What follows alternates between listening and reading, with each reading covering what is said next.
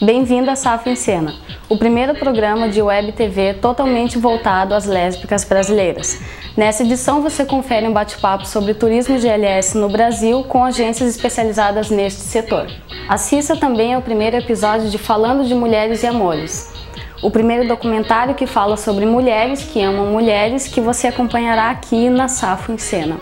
E ainda, dicas sobre cultura e entretenimento selecionadas pela nossa redação. Está no ar Safo em Cena.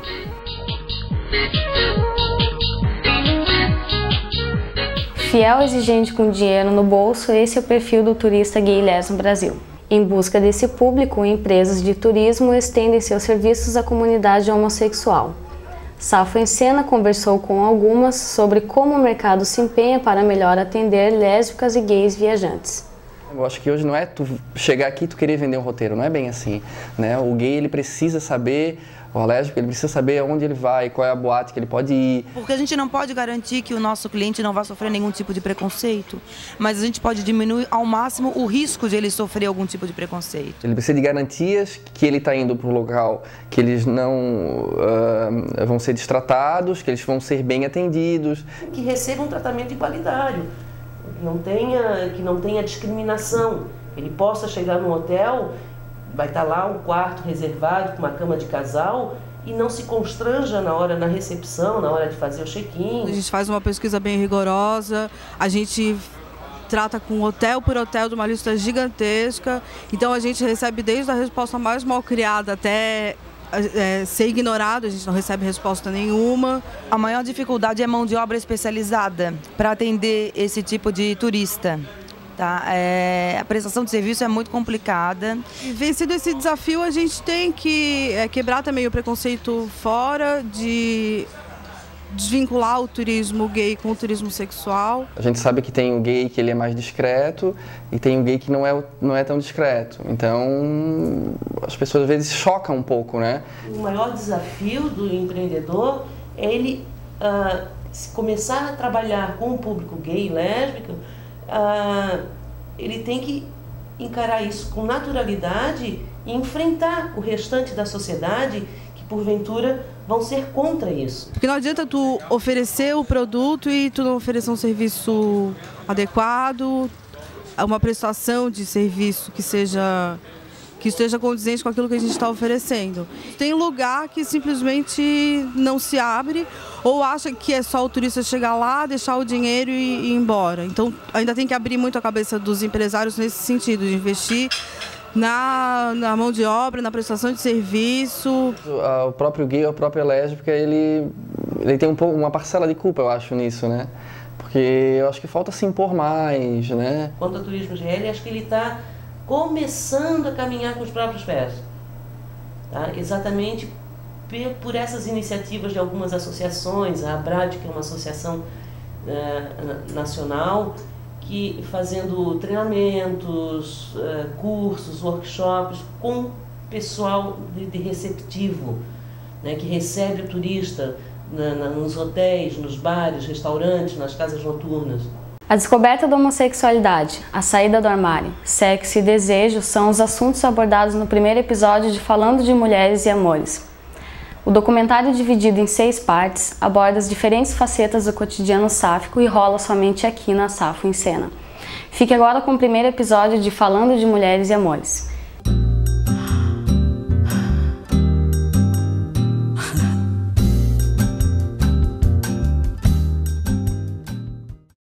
Anos. Eu não sei responder. 22. 13 anos. Depois dos 15... 16 anos de idade. 26 anos. Sei, eu acho que sempre fui, né?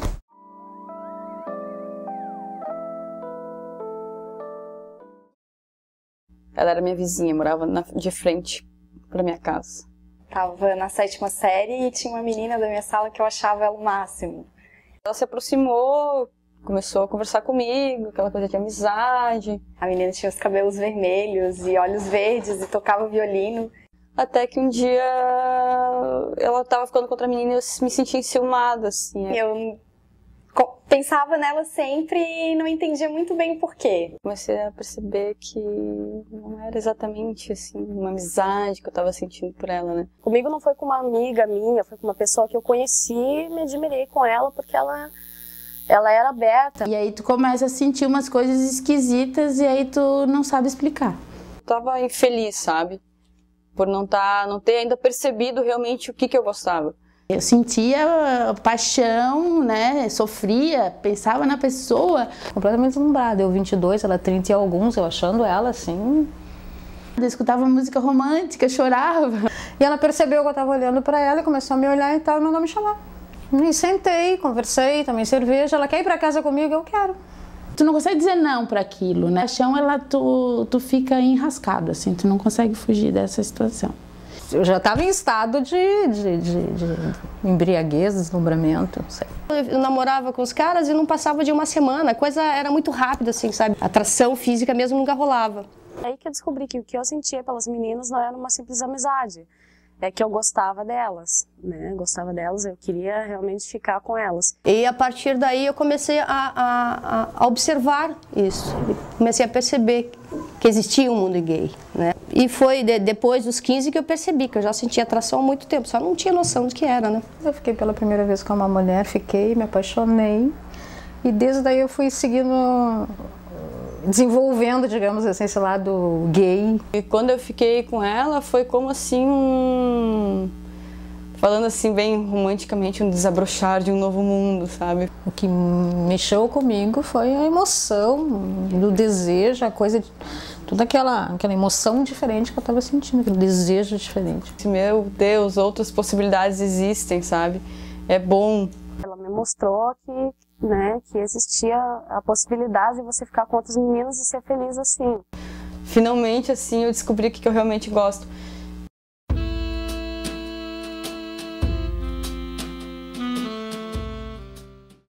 A minha primeira sensação, quando eu me pensei lésbica mesmo pela primeira vez, foi de muita solidão. Porque quando você descobre o homossexualismo, você não sabe do mundo homossexual. Até que se assumir, se sente assim meio que diferente de todo mundo.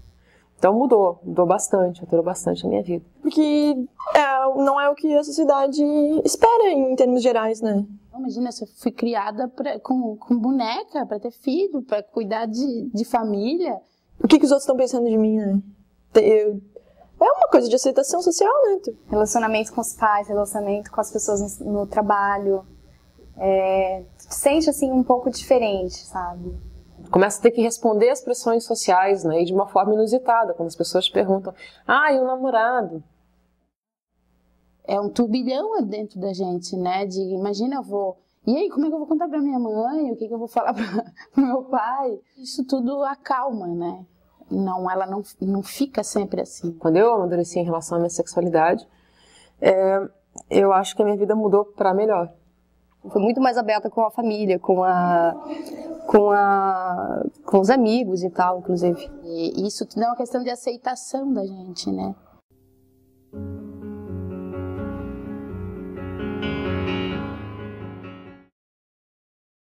Sexualmente falando, mulher é bom. Mulher é aquela coisa linda. O corpo da mulher. Pele macia. Tato. Um cheiro gostoso. Contato. Sexo. Nossa. Começa por aí, né? Porque você vê que é a atração. Primeiro é o visual, né? Depois você conhece os outros. Cabeça, inteligência. As mulheres são complexas emocionalmente, é isso que me atrai muito. Mais sensível, mais humana. Modo de agir, de pensar. É muito mais carinhoso. A amizade, né? A forma da gente interagir é muito mais fácil. O companheirismo, a cumplicidade. Tem um conjunto de coisas que realmente no homem, por mais que eu tente, eu não vejo. Na verdade, acho que eu nunca quis explicar isso. Eu prefiro, ponto.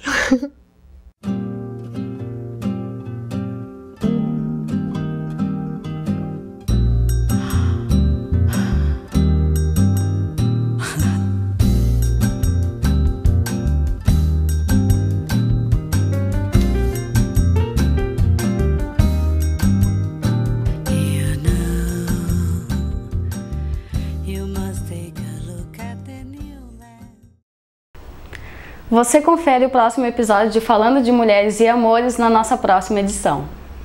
Nossa dica cultural de hoje é o romance Na Ponta dos Dedos de Sarah Waters. Ambientado na Inglaterra vitoriana, o romance envolve um elaborado golpe do baú planejado por um vigarista.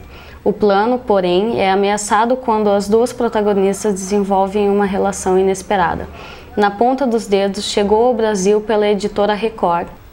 Essa edição de Safo em Cena fica por aqui. Você pode participar do nosso programa mandando sugestões e críticas para o e-mail que aparece na sua tela ou para o nosso site patrocinador www.labros.org. A todas um grande abraço e até a nossa próxima edição.